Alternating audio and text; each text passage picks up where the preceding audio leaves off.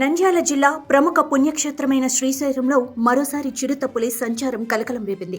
శ్రీశైలం పాతాళగంగ మెట్ల మార్గంలో పూజారి సత్యనారాయణ ఇంటి ఆవరణలో అర్ధరాత్రి చిరుతపులి ప్రవేశించింది. చిరుతపులి దృశ్యాలు ఇంట్లో ఉన్న సీసీ కెమెరాలో రికార్డయ్యాయి. రాత్రి 2:30 గంటల సమయంలో చిరుతపులి ఇంట్లోకి ప్రవేశించింది. ఈ వీడియో ఉదయం చూసిన కుటుంబ సభ్యులు షాక్ అయ్యారు. రాత్రిపూట వరండాలో పడుకుని ఉంటే తమపై దాడి చేసేదేమోనని భయాందోళనకు గురయ్యారు. గత ఏడాది కూడా పూజారి సత్యనారాయణ ఇంట్లోకి చిరుతపులి ప్రవేశించింది. అప్పుడు కూడా సీసీ కెమెరాలు చిరుతపులి దృశ్యాలు రికార్డయ్యాయి. మళ్లీ కొత్త ఏడాది తొలి రోజే పూజారి సత్యనారాయణ శాస్త్రి ఇంట్లోకి చిరుతపులి ప్రవేశించింది. ఈ దృశ్యాలు సీసీ కెమెరాలు రికార్డయ్యాయి. కొన్ని నెలలుగా శ్రీశైలం పరిసర ప్రాంతాల్లో నిత్యం చిరుతపులి సంచారం కలకలం రేపుతోంది. తరచూ క్షేత్రం పరిసర ప్రాంతాల్లోనే ఎక్కడో ఒక చోట చిరుతపులి సంచారాన్ని తాము చూసినట్లు స్థానికులు వెల్లడించారు.